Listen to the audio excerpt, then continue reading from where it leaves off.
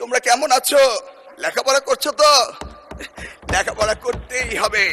নকল, প্রস্তফা, জালিয়াতি কোনো কিছুই আর চলবে না। বিসমিল্লাহির রহমানির রহিম। মিস্টার স্পিকার, ধন্যবাদ জানাই আপনাকে এবং মাননীয় সংসদ নেতা, honourable leader of the house and the prime minister এবং আমার নির্বাচনী এলাকা কচুয়াবাসীকে আমি অত্যন্ত গর্বের সাথে স্মরণ করতে চাই। আমার জীবনে সুযোগ হয়েছিল শহীদ প্রেসিডেন্ট রাষ্ট্রপতি জিয়াউর রহমানের সময় তার সান্নিধ্যে ছাত্র রাজনীতি করার, শেখার সৌভাগ্য হয়েছিল বেগম খালেদা জিয়ার গাইডলাইন নিয়ে ওনার সময়ে এই শিক্ষা মন্ত্রণালয়ের প্রতিমন্ত্রী কাজ করার। আমি আজ কৃতজ্ঞ ও সৌভাগ্যবান শহীদ রাষ্ট্রপতি জিয়াউর রহমান ও দেশনেত্রী বেগম খালেদা জিয়ার রক্তের উত্তরসূরি তারেক রহমানের নেতৃত্বে বাংলাদেশে এই ঐতিহাসিক পথ চলার অংশ হতে পেরে। মাননীয় স্পিকার, মিস্টার স্পিকার, আজ আমি লম্বা বক্তৃতা দিতে দাঁড়াইনি, কারণ বাংলাদেশের ইতিহাসে অতীতের যে কোনো সংসদের চেয়ে এই সংসদ একটি ইউনিক এবং একটি এক্সক্লুসিভ।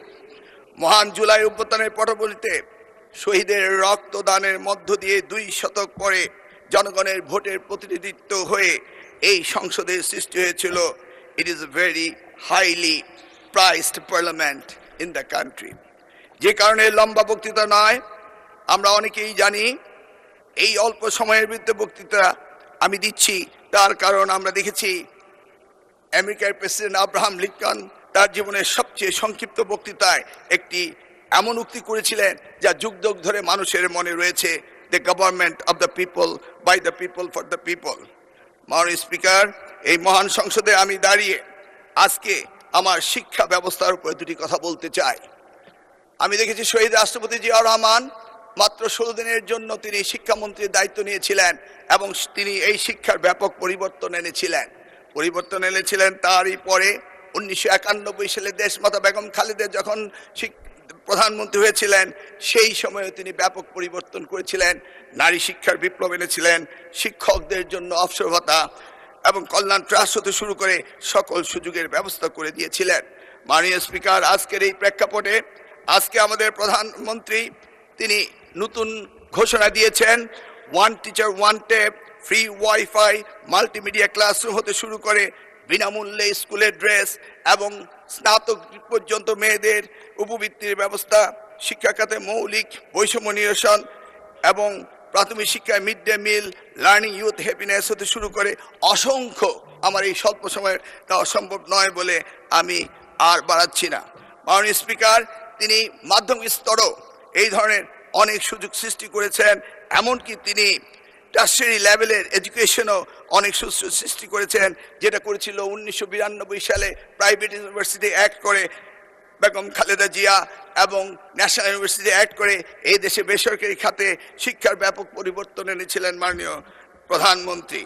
মাননীয় স্পিকার, আমরা জানি 2008 সালে মার্কিন প্রেসিডেন্ট বারাক ওবামা তিনি বলেছিলেন, yes we can do justice and equality, we can have the opportunity and prosperity, we can have heal the nation, yes, we can repair the world. ঠিক যেমনি ভাবে আজকের প্রধানমন্ত্রী 25শে ডিসেম্বর যখন বাংলাদেশের মাটিতে এসেছিলেন, তখন তিনি বলেছিলেন, yes, we have a plan, yes, we have a plan.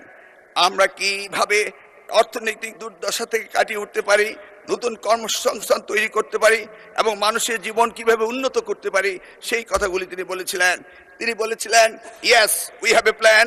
আমরা আমাদের ভাঙা বিশ্বাসকে আবারও জোড়া লাগাতে পারি, মানুষের আস্থা ফিরিয়ে আনতে পারি। তিনি বলেছিলেন, yes we have a plan. আমরা এই জাতিকে সুস্থ করতে পারি, ঘৃণা ও বিভাজনের রাজনীতি থেকে ঐক্য এবং ফিরিয়ে আনতে পারি। Yes we have a plan. আমরা শুধু একটি দেশ নয়, পুরো পৃথিবীর জন্য পরিবর্তন আনতে পারি। Yes we have a plan. তার জন্য পুরনো বস্ত্রপ্রথা রাজনীতি থেকে বেরিয়ে আসতে হবে, ক্ষমতায় থেকে টেনে ফেলার রাজনীতি বাদ দিতে হবে, সমৃদ্ধ বাংলাদেশের পথে ঐক্যবদ্ধভাবে এগিয়ে নিতে হবে। মিস্টার স্পিকার, আমি সংক্ষেপে একটা কথা বলতে চাই। আজকের দিনে কিছু কিছু পাপের কথা উঠলেই কোথাও কোথাও বিশেষ প্রতিক্রিয়া দেখা দেয়। আমরা দেখেছি কারো কারো শরীরে জ্বালা ধরে, কিন্তু কেউ কেউ শুনতে না চাইলেও আমরা কি পাপের কথা ভুলে যাব? চাইলে কি সব ভুলে যায়?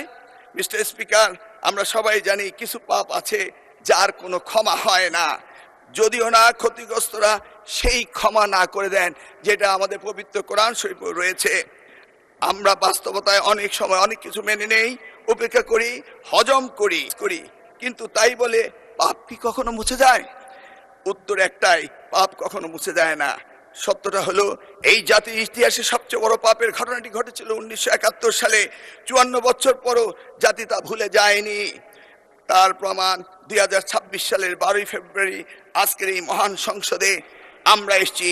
সুতরাং এই পাপের কথা আমরা ভুলে যাব না, বরং প্রজন্ম থেকে প্রজন্ম আমরা এই পাপের কথা বলেই যাব। মাননীয় স্পিকার, মিস্টার স্পিকার, পরিষদে আমি যা বলে শেষ করব তা সারা দেশের আমার অতি আদরের সোনামণিদের জন্য বলবো, তাদের উদ্দেশ্যে বলবো, এই তোমরা কেমন আছো?